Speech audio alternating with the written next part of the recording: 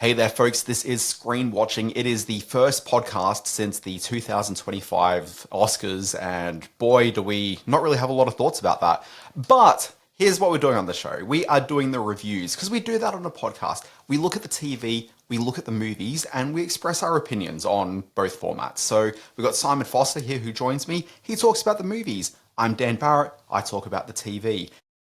Chocolate, peanut butter, somehow we smush it together, make it work. Folks, here's what we've got coming up in the show, and I'm going to quickly bring up the run sheet because boy, have I forgotten already. Jeez, oh wow. A movie that both Simon and I have seen together was Mickey 17. It's the new Bong Joon Ho.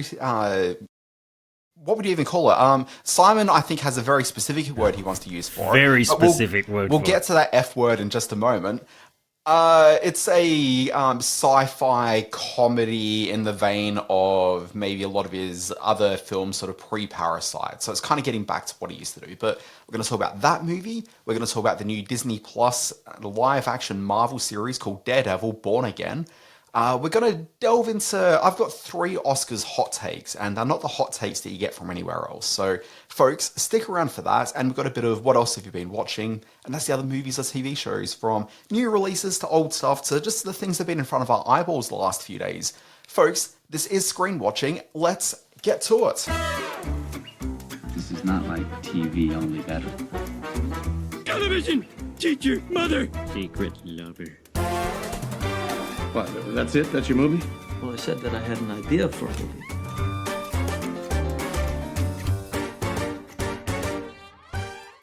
So, Simon Foster, it's been a big week of movies and cultural celebration, and how have things been with you? Well, hello Dan, hello Screen Watchers the planet over.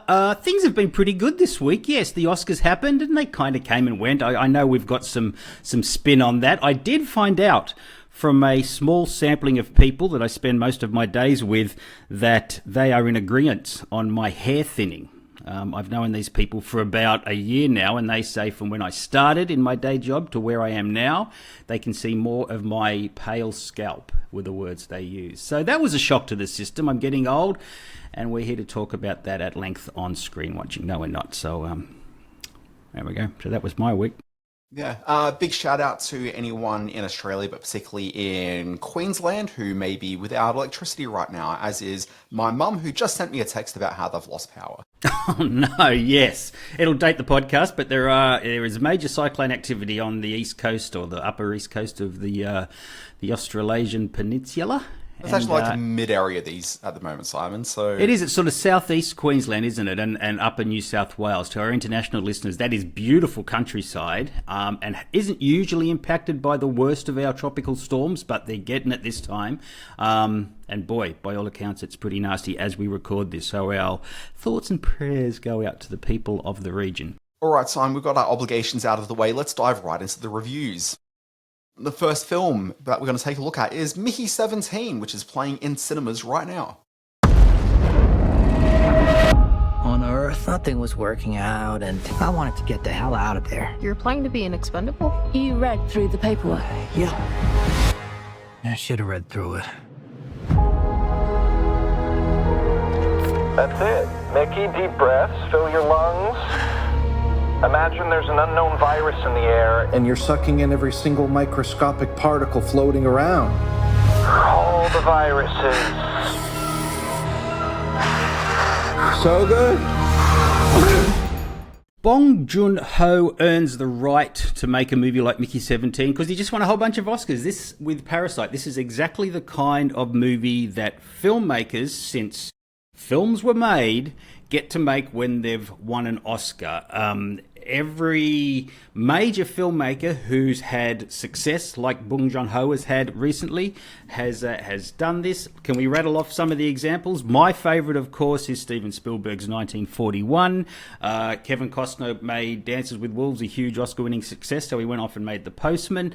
These are films that regular listeners will know that I adore because they, as you pointed out, conjure the F word, and that F word is folly. This is when you get the keys to the filmmaking city, Nobody has the guts to tell you that something's going wrong with your production, and you literally get to put what you want up on the screen. 17 is a sci-fi satire in which a carbon-copied individual played by Robert Pattinson is reproduced over and over again, but in one case, in the case of Mickey 17, he is not killed and comes into a terrible clash and then some kind of understanding with Mickey 18.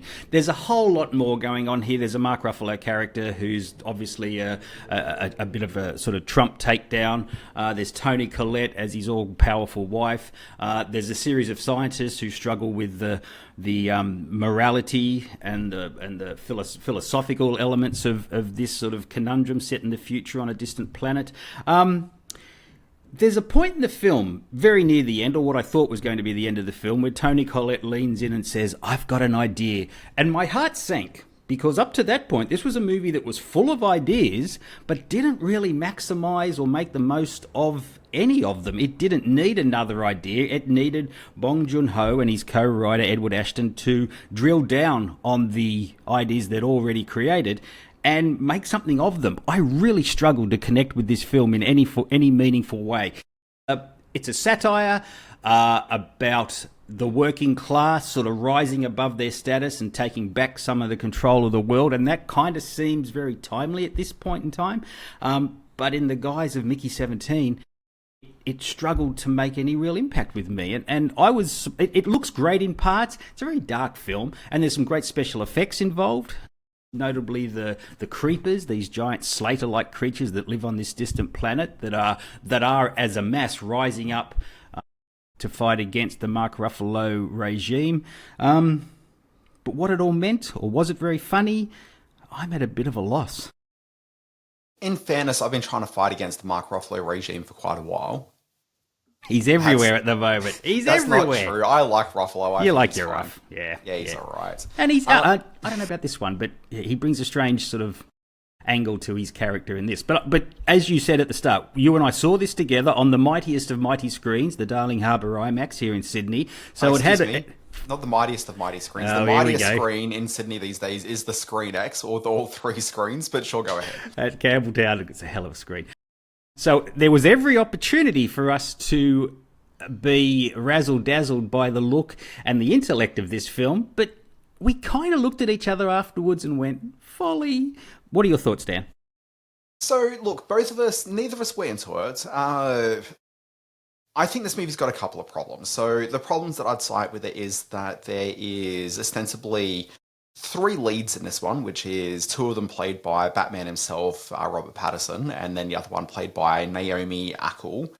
So you got these 3, but then there's a 4th character who's kind of introduced with the idea that she's a bit of a surprise 4th lead into it. But then they build her up, and then she just disappears for like 2/3 of the movie. It's bizarre. Like, I just don't know what's going on there, and that to me feels very much like a film that's been really sort of like a character that's been lost in the edit. Yes, I guess. So as they've tried to, I guess, maybe sort of salvage the film or try to make the film work based on what that film, like, she just kind of got lost in it. I would also say that of the Stephen Yeun character, who's also co-stars in the film. Yeah. He's kind of introduced, then kind of disappears apart from some background shots or some canteen shots where he's eating his meal, but doesn't have a lot to do. In the book, he's kind of framed a little bit like his sort of personal villain. You're a book reader. I forgot that. So you've read the book of Mickey 17. I haven't read all of the book. I just read part of the book. But he's established pretty early in as being kind of the villain of the book. As Jerry Seinfeld said, I almost got all the way through it. Yeah, no, exactly. So there's that. To me, if I thought about the narrative of this movie based on the elements that we saw coming into it, to me, the big conversation around the movie should have been, oh my God, can you believe the movie went there with that crazy threesome that happens in the middle? Yeah. Okay, so if you think about, say, last year in cinema, the big movie that really had everyone properly talking was Challengers, which was very much about, some characters that got involved in a devil's threesome. This almost does the exact same thing, but goes that crazy extra step of having, 2 of them be the same person. Like, to me, if they actually went ahead and did that, it'd be like, oh my God, can you believe what Bong's done? He's sort of brought that to the screen. That thing that we always joke about with, if you cloned yourself, would you? This would be the film that does it. I'm not saying that we need to see every sort of, intimate detail, but the film needed to go there, and this movie cock blocks itself. Yeah, exactly. It does. but it doesn't really cockblock itself for any sort of good reason. It just kind of, after that, it starts to meander. It's got this third act, which is just filled with a lot of CG versions of the same sort of outer space creature that's kind of wandering around. They don't really do anything. There's no character to any of these creatures. They're just kind of these sort of blobs, and they're not really convincing blobs either. Like, at no point, it's not like Okja, where you actually felt that, hey, this is kind of a real creature, even though it looked a bit sort of fake and CG, but like, you're willing to go along with it, okay? But this doesn't really have any sort of character to it. There's no emotion that you feel to any of these creatures, but you kind of need to for the entire third act to work. Well, and symbolically, they're meant to be the huddled masses that, along with Mickey 17, rises up and takes over the Ruffalo regime. But because we don't have any real connection to what Pattinson is doing as Mickey 17, and I don't think it's Robert Pattinson's fault. He gives his all because he's pretty much in every scene of this film. I think it's Bong Joon Ho's lack of, I don't want to say lack of empathy, because he's shown he can really do that with other films. Maybe it's just the material here. Example. Yeah, well, exactly. Yeah, exactly right. So I don't know. The film just kind of fell a little bit sort of flat, sort of broadly. There were just it really did, didn't it? It just never quite sort of. I feel it was an indecisive movie. Like, yes. I think there's a whole bunch of things that he really could have gone and lent into in a really big way, but just kind of, I can't really necessarily speak for his creative process, but it feels to me like someone who just couldn't quite decide exactly what he wanted it to be. Did he want it to be this empathetic story about a group of invaders coming through and then wiping the land to make the land their own? Does he want to talk about that? Is it a political satire? Because the Ruffalo character is a very sort of thinly veiled Trump-type character.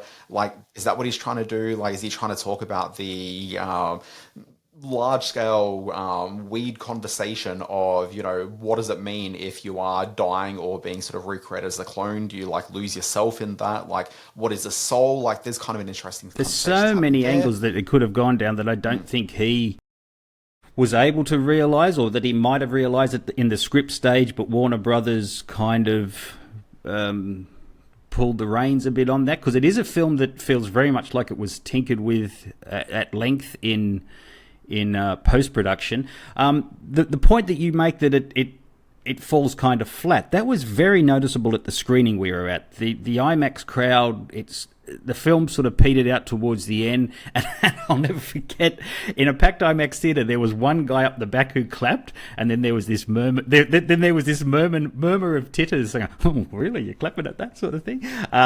In fairness, there was actually a couple of people that clapped. There was one guy in the middle, and I heard a couple, because on the right-hand side, I wasn't sitting with Simon.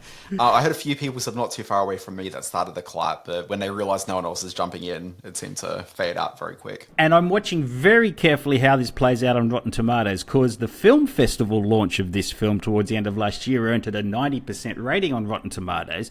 I think when it gets out amongst some of the more voice of the people type of critics, rather than the highbrow trade people, I think this is going to sort of plummet somewhat. I may be wrong.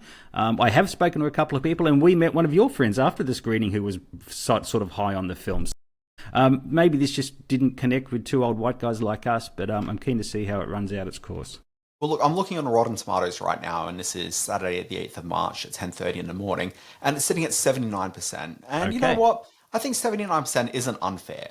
Okay. So in 3 days since we've seen it, when we came out of the screening, it was at 90%, and so now it's down to 79. Yeah. So I can see that happening. And it'll probably hover around there. And that's also, interestingly, both the audience reaction and the TV and the movie critics, both at 79%, which is pretty unusual. That is unusual. So in terms of it being my favourite type of film, aka a folly, most follies I can admire for their wildly overindulgent ambition, and they're works that I have come to appreciate, not even begrudgingly, just come to appreciate in time. It's taken, nearly 40 years since 1941 came out for me to see it as one of Steven Spielberg's best films, and that comes with a whole lot of research into how it was made and what's up on the screen and what it meant to the filmmakers. I don't see myself ever doing that with Mickey 17, but maybe future generations who want to emulate my way of thinking, and they'll be vast, sure, might think that. Look, something that I sort of want to just on the subject of follies, I just want to talk about this. Sure. You talked about the idea of so many filmmakers, have the opportunity after they've won Oscar to go and, take a big swing and, quite often results in a folly. And yes, that's true, but I'd like to maybe frame things a bit more positively and say that what it does is it allows a filmmaker to make a big swing. They don't necessarily have to make the same movie they did previously, like they're given an opportunity. And just out of half interest, I loaded up the films of 1990, which won Academy Awards. Okay, and I think it's interesting to look at this as a decade where I don't think you could really call like the next film that any of these filmmakers made a folly. Okay, so going through the 90s, you mentioned Dancing with Wolves with Kevin Costner, so obviously he did sort of go off and did that. Although Costner's he double follied, because he double follied with The Postman and Waterworld. Yeah, but he's a bit interesting because obviously he's an actor who directs as well, so... I wouldn't say the 90s were necessarily a fallow period for him as an actor. No. They certainly ended up that way by the end of the decade, but that was probably more a result of him starring in some of the follies that he did produce. But, that's neither here nor there. But, he's a bit different. But looking at some of the other films, Silence of the Lambs, what was the next... Jeez. What's the next film that he did? Jonathan Demme, he was... And he'd had some follies in the past. He came off... Okay. Jonathan Demme, he went into... I can't talk bad about Jonathan Demme. I don't know if he ever had a folly. He started directing Neil Young documentaries and the like. Yeah, Philadelphia was his next picture. So, not a folly. Not a folly at all. Not at all. What else did I see here? Unforgiven with Clint Eastwood. Not averse to follies. Not averse to follies, but again, quality follies. What was his next thing after that? You can't drop this on us, 30-year-old. I was okay with the rest of it. 30-year-old Oscar follow-ups. I didn't load up tabs for the first few there. Where are we at here? What did Clint Eastwood do after Unforgiven? Would have been something like Perfect World, maybe, with Costner again. That would have been something like he did. Or he might have... Bridges of Madison County. Which I don't think that's a folly. I think it was maybe a mismatched material. I think he saw that as an opportunity to have a big hit, which I don't think it suited him. But yeah, no, not a folly in the true sense.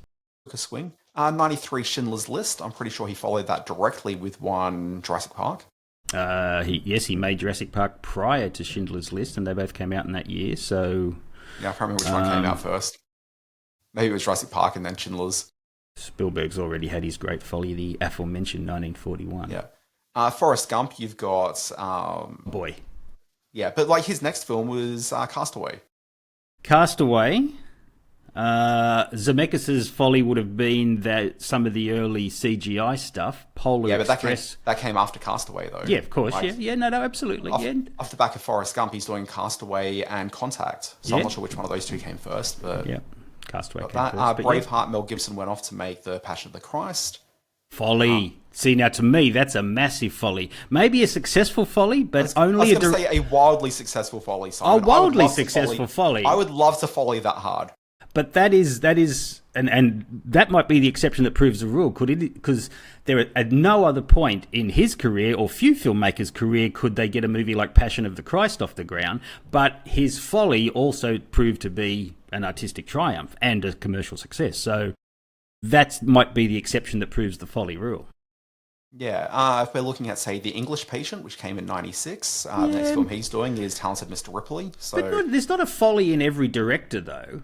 You look at someone who's ego-driven like Friedkin. He followed up French Connection and The Exorcist with Sorcerer, which in hindsight is a brilliant film, but could never have been made at any other point in that filmmaker's career just because of the heightened position in the industry he was in. That's him taking a swing. I wouldn't call it was necessarily a folly, though. I mean, I think that's Sorcerer is artistically a wild folly. I mean, financially, sure, but in terms of artistic merit, it's just the audience that were wrong. Shakespeare in Love. I can't even remember who directed that. John Madden. Yeah. And he made Captain Corelli's Mandolin afterwards. Folly. Wild folly.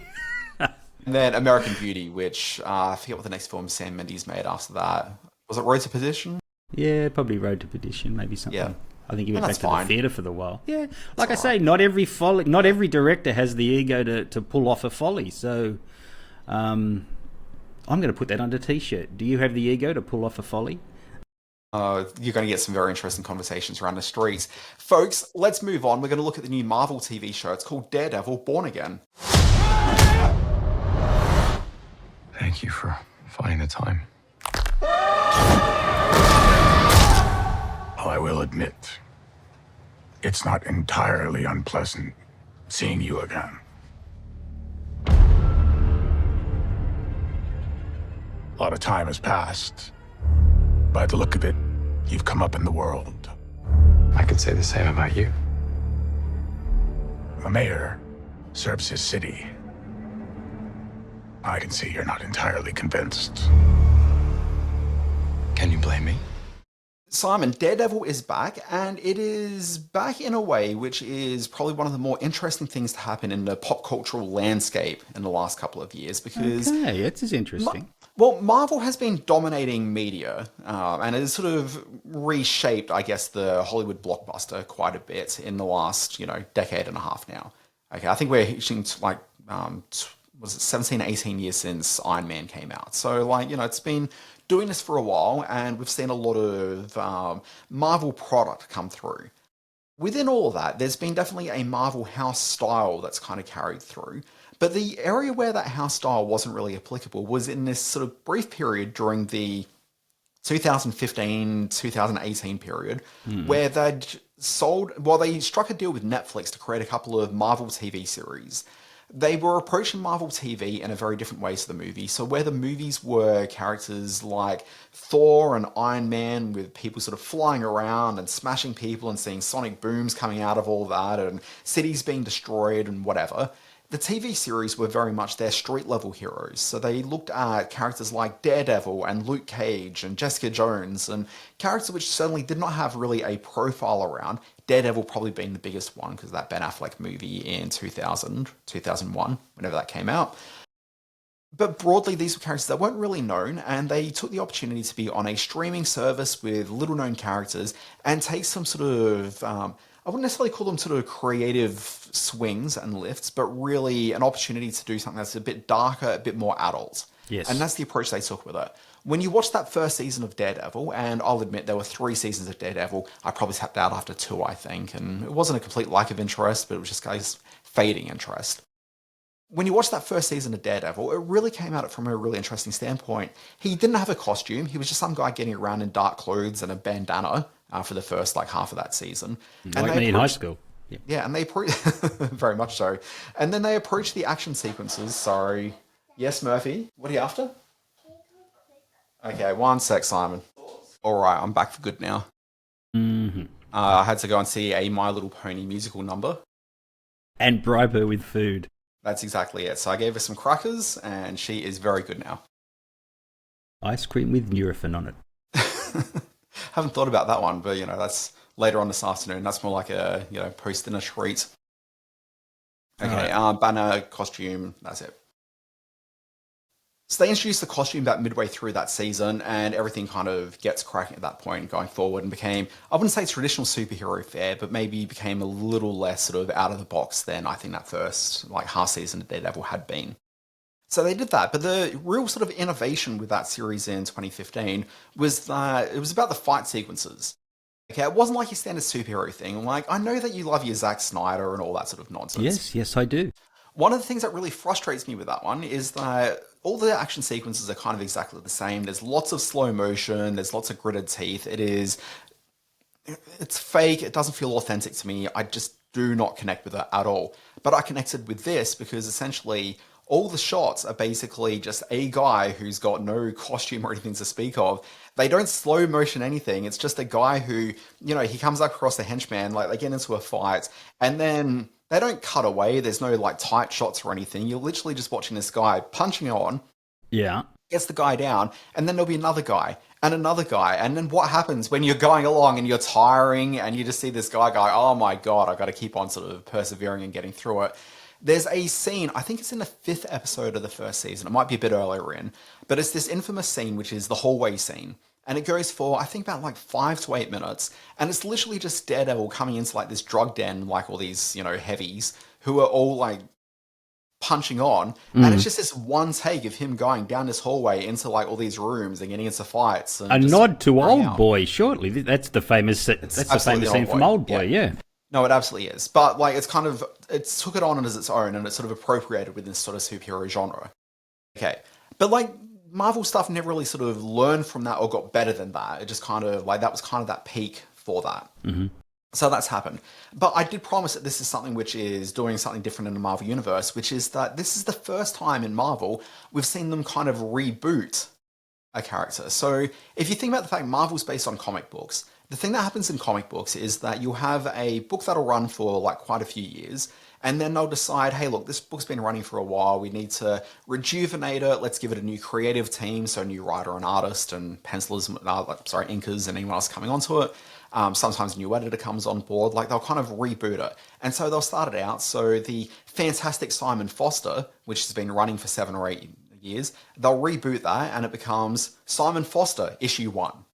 Okay? Nice. And so that's kind of what they're doing here. This is the first time in Marvel sort of screen history they're doing a reboot and not taking the character as an entirely fresh character, but in a way that it's a shared universe and these characters keep on evolving. But it's kind of like a reorientating of the status quo and beginning the character again. Okay. And so this is the first time they're doing that. And ordinarily, if this was just the thing that was happening in the fringes of pop culture, like not a big deal. But this, as I said, has been kind of like the engine of a lot of pop culture for like the last, almost 20 years. So it's interesting that they're doing that.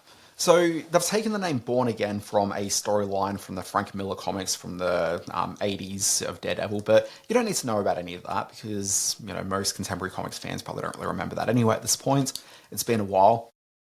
So you've got them sort of using that as source material, but they're kind of jettisoning a lot of the stuff that we'd seen from that original series, and they're treating Daredevil Born Again as kind of like a Daredevil issue 1 sort of restart to it all. So you've got the main character of Daredevil, which is the blind lawyer from Hell's Kitchen, who's now too good really to be hanging out in Hell's Kitchen. So you've got that. You've got Wilson Fisk, the Kingpin, played by Vincent D'Onofrio. He's like a big, heavy guy, but he's a bit thinner in the current incarnation of it all, but he's more muscly, as Matt Murdock tells him in the first episode. So you got him. The 2 sidekick characters being Karen Page, the love interest for Daredevil. She's in it in the first episode, but is moved off to San Francisco. And then the other character, which is Matt Murdock's best friend, Foggy Nelson, is brutally murdered in the first couple of minutes. Coming back. So they wipe those characters off. Really are sort of pivoting away from whatever's come in the past. But wasn't D'Onofrio in the original series? D'Onofrio was in the original. Okay, all right. So they've kept him on board. All right. So they kept him on board. So it becomes kind of those two. They've brought in some new supporting characters. So you really are starting this pretty fresh. So there's a lawyer that Matt Murdock's partnered with, and that's played by Nikki M. James, who people might know playing a lawyer from The Good Wife and Good Fight. So she's sort of been brought over into this. Not as the same character, obviously, which is a shame, but, whatever. Effectively the same character, though. And then also you've got Clark Johnson from Homicide: Life on the Streets, who's in this as this is right in your ballpark, isn't it? Look, Good Wife and Homicide. I love Clark Johnson. But Clark Johnson's in this, and he's playing a former cop now turned private eye who's helping out doing some, muscle work. Okay, so you got those two recurring through this. And the plot of this one is basically... as we said at the beginning of Born Again, there's a incident that took place where just on an average night, suddenly Bullseye, which is the main Daredevil villain that isn't Wilson Fisk, played by Colin Farrell in the film, if I recall. Film, that's right. Okay, yes, early Colin Farrell Hollywood role. The idea with him is that, he's, I think, the world's greatest shot or something, or maybe I'm confusing my character. There's a very cool scene at the start in episode 1 of this where he flings a paperclip and kills a fly, which I thought was pretty cool. That's as far as I got before my internet dropped out. So, yeah, that was pretty cool. Yeah, so this character turns up one night and it's very much an homage to that hallway sequence from the first version of Daredevil. Right. And so for 16 minutes, you see just this non-stop action scene where Bullseye comes in, just murders a whole lot of people in a bar as him and Daredevil are going up the stairs to like the top floor of this building and just punching on, and it is intense and carries on. And it's really sort of gritty and grounded, but in like a heightened comic book way. It's really just like great filmmaking. Like, it is very compelling to watch. Which wants me to ask. Sorry, just one sec. Yep. It ends with him pushing Daredevil off the roof, kind of killing him, but not really because Daredevil pushing Bullseye off the roof, not quite killing him because Bullseye's pretty hard to kill. He kind of gets up, and so that kind of, pushes to the side. But the incident means that he's happy to hang up the Daredevil costume because two things happen. One, in that entire melee, Foggy's been murdered, okay, and he's not very happy about that. Sure. But then also he's kind of been sort of pushed to explore like his darker side where he was more than willing to kill a person. And so with that in mind, he doesn't want to be Daredevil anymore, but he's kind of brought back when Wilson Fisk, who's apparently been in a coma because I don't know if you ever saw Echo, which was one of those Disney Plus Marvel shows. Nobody saw it, so no, don't worry about that. Did not. But apparently at that stage, like in that, somehow he ended up in a coma at the end. So he comes out of the coma and decides he's going to run for mayor. So he's running a very sort of populist Trump-type campaign, which is resolved at the end of the first episode. So the end of the first episode of this new series is set in a new status quo. Wilson Fisk is the mayor. You've got Matt Murdock, who's kind of not sure if he wants to be Daredevil still, but obviously he's going to because it'd be a pretty dull TV show otherwise. And so he's down on the street level. Fisk is up in like the lofty towers above, and so that's kind of the dynamic of the show. So we've hit a rich vein here. I can tell that you're a Daredevil, if not an aficionado. You know what you're talking about with Daredevil. Like loosely. Is the pivot that this show taking for Marvel, is it a stylistic pivot as well? Does this look like all their television previously? Because I love Jessica Jones, and I've even watched some of the Moon Knight thing and a couple of others. They kind of all have that within, a stone's throw of each other, that television veneer, that patina that we're used to from small screen Marvel. Is this does it look different through the cameras? Well, look, I'd say this. I think the first season of Daredevil looked sort of quite a bit murkier than most of the TV product we've seen from Marvel. The first one or this one, you mean? The very first, 2015 series. That looked a bit murkier. As that series evolved and they sort of expanded out the universe of that, and I think it became a bit more polished in the way that it looked as that went on. Okay. So that wasn't just Daredevil. Jessica Jones was integrated into that, and Luke Cage is integrated into it all, and they all kind of looked a little bit more polished as they sort of carried through. But that first season, I think, definitely has a bit more sort of an indie spirit, taking from a lot of low budget sort of Asian cinema. Okay. As that's going on.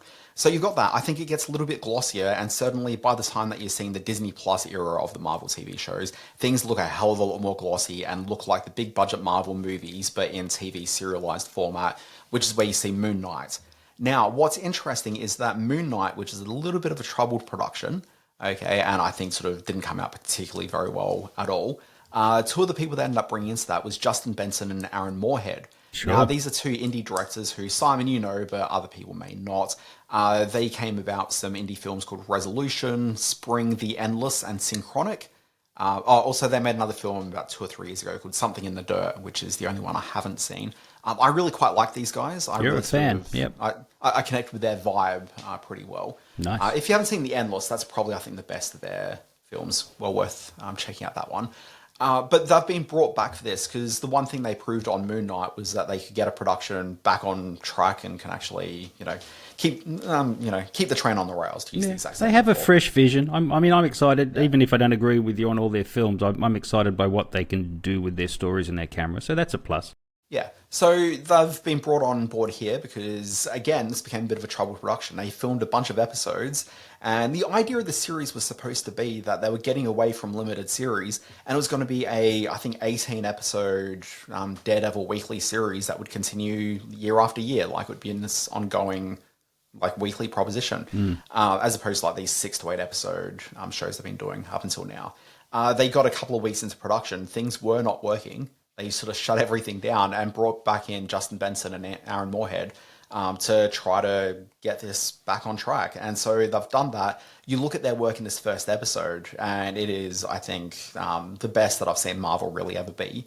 That's great. All right. I think it's good. And it's not to say the first episode isn't a little bit hokey at times as well. There is some sort of elements of cheese that don't really quite work, but I think this is a very promising start. So, a new Daredevil TV show, which they're promising 2 seasons at the moment, but, we'll see where that goes. Nice. All right. Well, Daredevil is on our small screens as we speak. Mickey 17's on our big screens. Does that bring us to our chat about a certain award ceremony that took place last week. Let's roll that into our "What else have you been watching" thing, because we both sort of are at that point now. Okay, well, let's just do this now. So Simon and I were talking pre-podcast. I've got 3 hot takes I wanted to offer about the Academy Awards this year. All right. Okay, so we can talk about these at as much depth as you want, Simon. But, okay, so I jotted them down a couple of days ago, so I'm trying to remember exactly what I wrote here. Hot takes. Okay, so I guess the overall framing of this is we saw the ratings come through this year. They're the highest they've been in 5 years. Good. But then the other way to talk about it is that this is the 5th lowest Academy Awards that we've seen on TV ratings-wise for many decades. 20 million is not a good place to be in for something which takes as much of cultural interest as this does.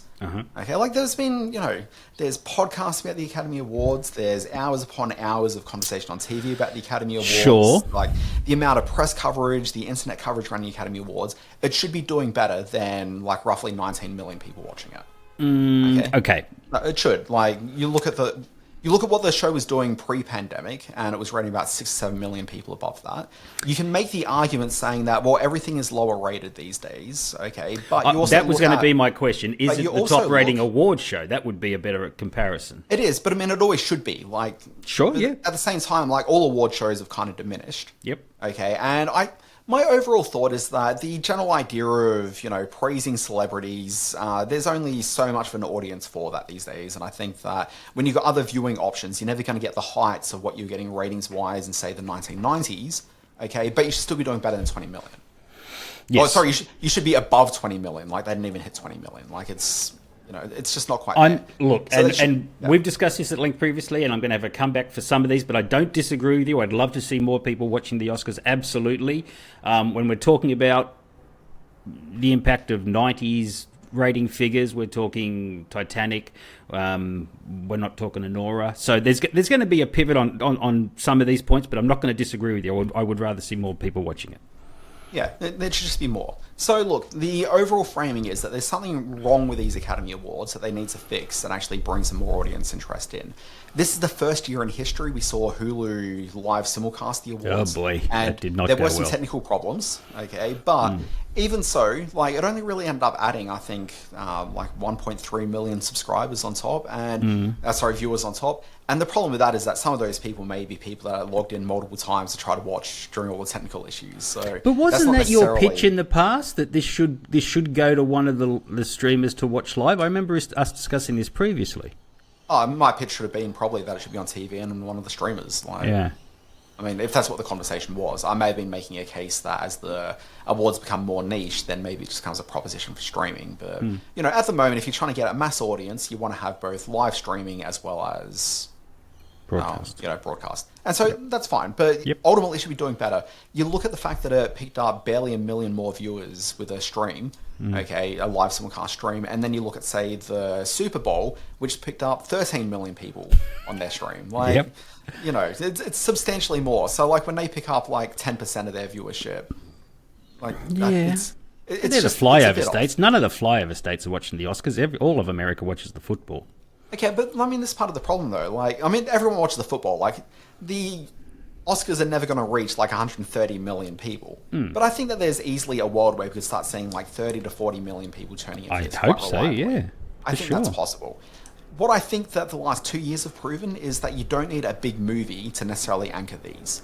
Okay, last year you didn't have bigger films than, say, Oppenheimer and Barbie, which were like the 2 big nominated movies, and they barely really... Right, like the ratings for it are less than this year when you've got films that are certainly not of that sort of cultural stature. So it's been kind of proven that you don't necessarily need that. But there's clearly a problem with the idea of these awards and the way that they're presented. And I talked about this in my newsletter, but I think there's a philosophical problem with the awards. So this award show, and the same can be said for most of the award shows, the Grammys are probably the exception on this one.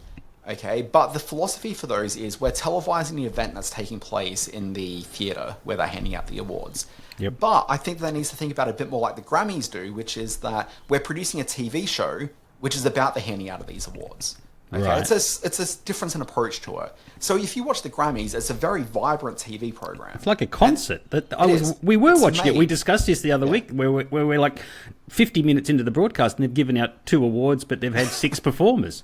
No, exactly. And so it's a different thing. They're making it for television, and the awards are kind of a secondary consideration.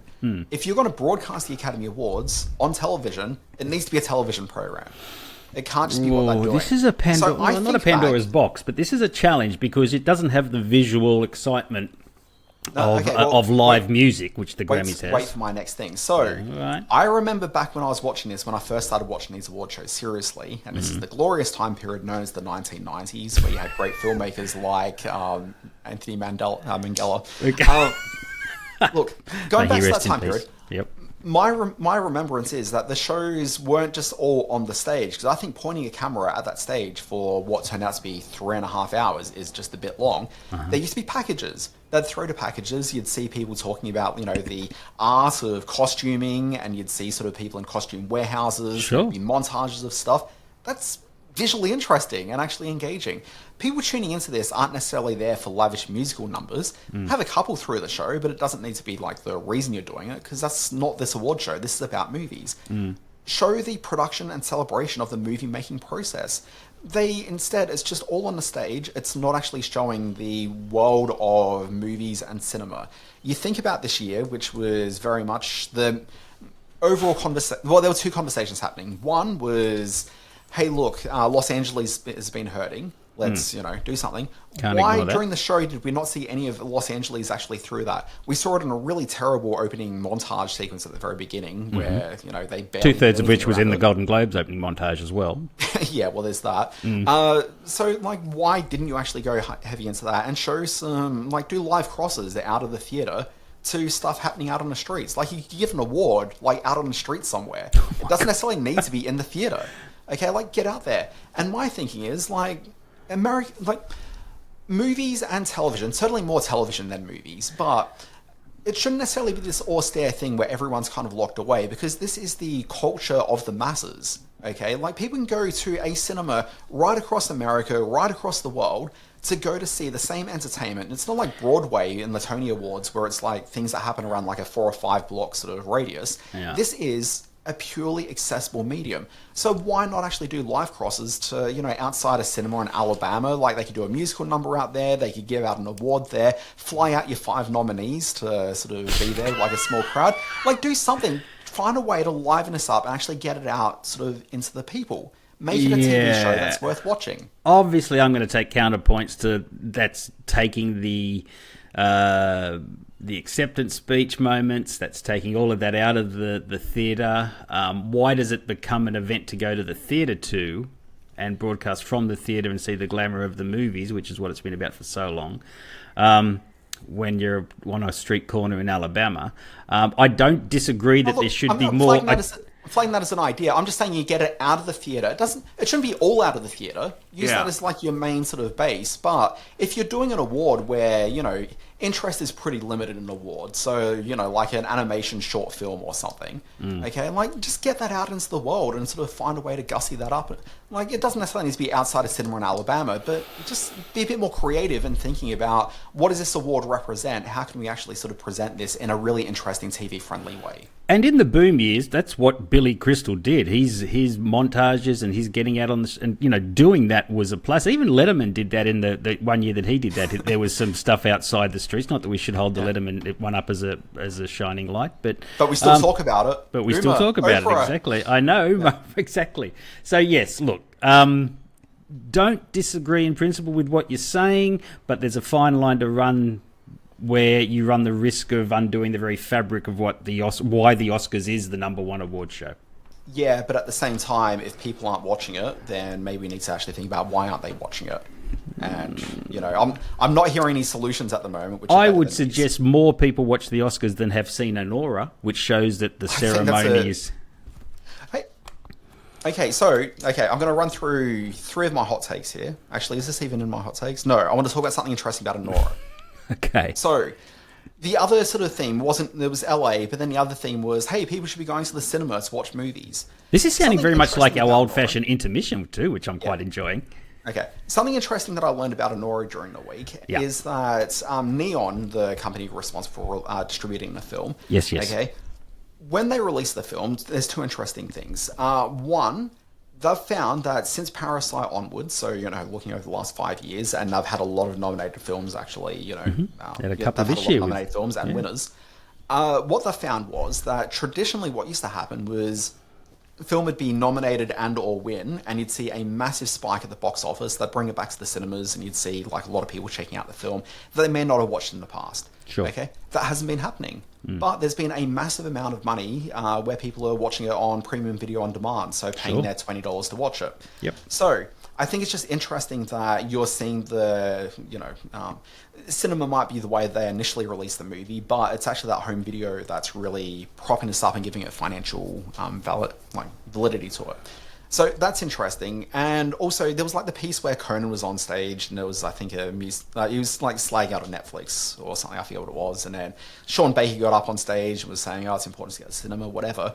Most of the people that are watching the Academy Award nominated movies to vote on them are watching it through the Academy Screener site. Okay, so there's a huge hypocrisy with everyone cheering along when most of them didn't watch these movies at the cinema to begin with, which is frustrating to me as a viewer. But getting back to Neon, the one thing they did differently with the Honora campaign to what every other company did campaigning was they sent out DVDs. Like, they were the only ones to get DVDs into their hands. So I think that the reason Honora won was, I think, because of what I said last week, which is that you got this international audience who Honora is fairly sort of friendly to, but also because it was available on DVD, the older viewers, the older voters at the Academy, I think this may have been one of the few films that they actually ended up watching. So that's interesting. Anyway, I'm going to hit with my 3 hot takes. I've taken too long to get to all of this. Okay, number 1. Conan O'Brien, Oscars or otherwise, always fails to excel in the moment.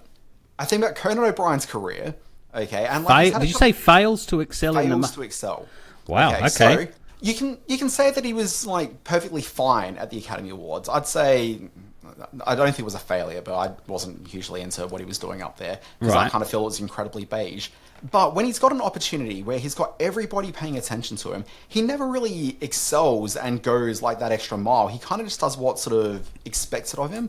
I think about the Academy Awards this year. He's on stage. He's just sort of doing like just the expectation. He's not sort of going sort of too wildly out there. He's kind of playing things very sort of friendly and traditional. And he didn't screw it up. Like, that's probably the best thing you can say about Conan. Sure. Like some of the bits he was doing, like bringing out the worm from June, like he was doing bits like that on his show regularly, but they were actually kind of funny on his show, whereas the worm bit just kind of failed terribly because there was actually nothing funny about it other than the idea that, we've got a person in a costume dressed as the worm. It never went to like that extra step. It's kind of like you think about like a classic sort of Conan character might be like your masturbating bear or Pimpbot 3000, which was, part futuristic robot, part 1970s style pimp. Okay, like it's kind of funny. Like, those are ideas where, like, it's not just a bear in a costume, it's a masturbating bear. It's a, pimp, futuristic robot. Like, there needs to be something extra with that worm. It's like, well, what's the worm doing after June? Like, he's working as a street pimp. Like, I don't know what it is, but, like, they needed to go that extra step, and he wasn't. He just kind of did, like, the basic version of the joke. Okay, and I think about when Conan lost The Tonight Show and then eventually got his TBS thing, the first thing he does when he comes out in his new show is just did a traditional monologue and then sat down at the couch and then talked to like guests. It was the exact same show. He didn't elevate and go beyond what was kind of the expectation. So anyway, that's the top level idea. Conan always fails to excel in the moment. He just does what I call the villains. Risky platform. Netflix I was just going to should say, just stop. I was just going to say, risky platform for him to try to change his persona. I don't know if the Oscars is for that. He's there to play a very specific role within the Oscars does. He's got. But Simon, he's not changing his persona. Right. Simon, I'm saying Conan should have come out and actually been Conan as opposed to the safe version of Conan. Okay. All right. Next hot take. Yeah. Next one was Netflix should just stop. For years and years now, we've seen them going for the Academy Award. Okay? Just stop. You're not going to win. You've got an audience who are really anti-streaming. They don't want to award it to Netflix, which is like the way that a Band-Aid is like, branded. Like, as far as they're concerned, all the issues with streaming are Netflix. You can have a competitor like Apple TV suddenly come in and win because they're not Netflix. Netflix just is not going to be able to do it. So my thing, and I put this in my newsletter during the week, I'm sure you read it, I did. is that Netflix, instead of trying to own the Academy Award, just say, look, we're a disruptor. They've always claimed to be a disruptor. They've disrupted in every other medium they've kind of gone into. Do the same thing here. Own the Emmy Awards. There's this category in Emmy Awards for Best Original Film, and they're always nonsense. A couple of years ago, the Chip and Dale movie ended up winning. This year, it was like Unfrosted, the Jerry Seinfeld Pop-Tart movie. Like, there is an empty category that Netflix could own and dominate in a really major way. And if they came to it, I'm not sure what's on their movie slate for this year, but if it's like every other year, they're going to have so many big stars. I'm sure there's like one Meryl Streep movie in there. There's going to be, oh gosh, it's just dropped out of my mind entirely. But like, there are a whole bunch of filmmakers that are really, really interesting who are going to be making interesting movies for Netflix. What you do is, one, they take over that category. Two, the Emmy Awards, when they start saying, oh wait, these are the films that are being nominated in here, this is the talent and caliber, suddenly what they do is they take over the Emmy Awards. So the Emmy Awards stop being focused entirely on the best drama series. Okay, but instead it blows it out. They own the Emmy Awards, so it becomes the best drama series. But wait, what's going to be the best original movie? Who's the best actor in one of these things? Like, they kind of own their space. As a company, they refuse to release their movies in cinema. Do the same thing with award shows. Don't chase the Academy Awards. Own the Emmys and reshape the Emmys in a Netflix fashion. This is because there's no competition. This is a spin on your arguing about what's a TV movie and what isn't a TV movie. What was that thing you loved last year with the deers in it and Julia Roberts? That's something that is the best. Behind. Yeah, that is the best TV movie of the year by a long way, and should have been lauded at all the Emmy ceremonies, but instead it was factored into the Oscar thinking, as with Don't Look Up, the Leonardo DiCaprio Meryl Streep movie from a few years ago. Well, this year, if you want a this year example, I think it was called His Three Daughters. Mm-hmm. Yep, with Carrie Coon, and yep. That film won a couple of low-level awards, like Indie Spirit Awards, ended up giving it a few awards and that kind of thing. But that film, like, should be part of conversations. Like, it's a good quality movie with a, very recognizable, sort of appreciated cast. Yep. That film, if they dropped that into the Emmy conversation, would have owned it. Like, it's not even a doubt. You also look at what Netflix released through the year, and one thing that we say is missing from these award shows, which is, the sort of general entertainment, like there's sort of no action-y sort of films. It's kind of a lot of films that pursue, like, the concerns of the human spirit. Yep. Like, there's certainly value to those movies, but, like, those aren't the films that are being awarded there. But Netflix pump out a bunch of those movies. Like Rebel Ridge, drop that into that best movie category at the Emmy Awards, and not only do you have a film that's been sort of widely watched, but also could possibly win an award like that. Like, there's a way to reshape it in a very Netflix-friendly way. So Netflix should just stop with the Academy Awards. The Oscars are hostile to them.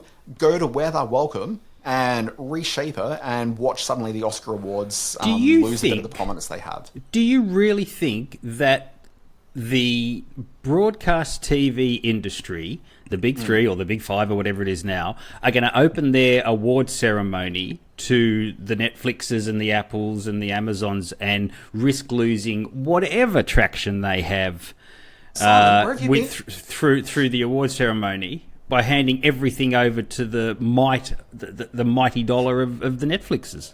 Where have you been with the Emmy Awards for the last 25 years? Like, from the mid-90s, as soon as the Emmy Awards started handing over awards to the Larry Sanders Show. Yeah, to the HBOs. But that's still not... That's cable. Like, it's not... It's not Netflix. Semantic. So it started with that, and then in the early 2000s starts moving to the premium TV model, and then by the time that House of Cards starts coming out in 2015, 16... most of those awards are going to streamers now. It's pretty rare that you find the awards going to broadcast. So they've already done it. Like, how many series does HBO release a year? Not as many as Netflix. Exactly. So all of a sudden you've got the wave of Netflix, the wave of Apple, and the wave of Amazon sweeping through what has been HBO's awards playground for the last 30 years. You think they're going to let that happen? What does broadcast TV care about HBO? No, I'm saying what does HBO and broadcast TV think about the Emmys and how important it is to them?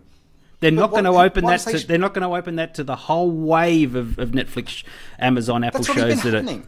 It already happens. It's been happening for years. Not the movies. No, but the Emmy Awards don't care about the movies. The broadcast networks don't care about the movies. Maybe ABC and Disney, but ABC and Disney would kind of like just have shows that rate pretty well. Sure. All right, so here we are. And then my final thing was the musical numbers, unless they're actually sort of thoughtful and meaningful to the program, just absolutely killed the momentum of this. I sat through 8 minutes of watching a musical montage to James Bond. Yeah, that was like, come on. That shouldn't have been there. The musical sort of appreciation of The Wiz. Like, the thing is, that wasn't even a song that Quincy Jones wrote. He just produced that song. Like, it was just, that was a catchy song that made for a number. Like, at least have it meaningful. Like, unless you're doing that, you're really just wasting everyone's time. I think that was the play for the younger music-based crowd that the Grammys does so well, by getting those singing stars up there to do that. To hear whoever it was, Lisa, do that with a song that Lisa, makes sense. But do it with a song that makes sense. Like, you're doing it with a song from a film that most young people, anyone like my age and under, has never seen. No, look, I agree. Yeah, the songs were a mistake. Even Conan's "We Won't Waste Your Time" song was a stupid idea. So that, which was maybe him going that extra bit, but even that was. Yes, I agree. The songs were a misfire in this year's Oscars. I was more entertained by "Show Us Your Boobs" with Seth MacFarlane than I was that terrible Conan O'Brien thing. And that Seth MacFarlane thing was awful. God. Oh, it's terrible. Yeah. I've forgotten he'd ruined the show. All right. Yes, good hot takes. Let's do this quick. Let's do. What else have you been watching? Let me go first.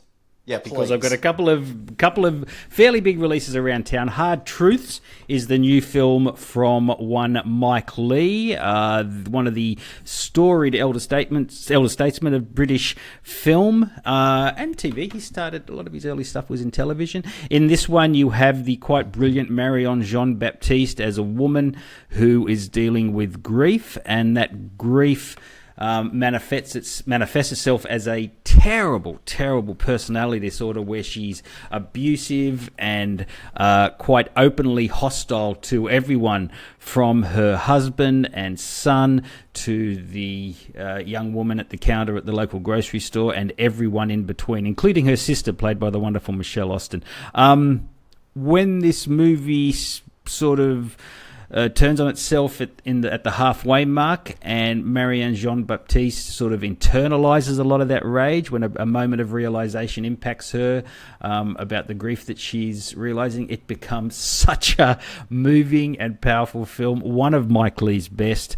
There was some awards season patter for this early on, but it didn't sort of impact the Academy as it maybe should have, might have done in past, with like he did with Secrets and Lies.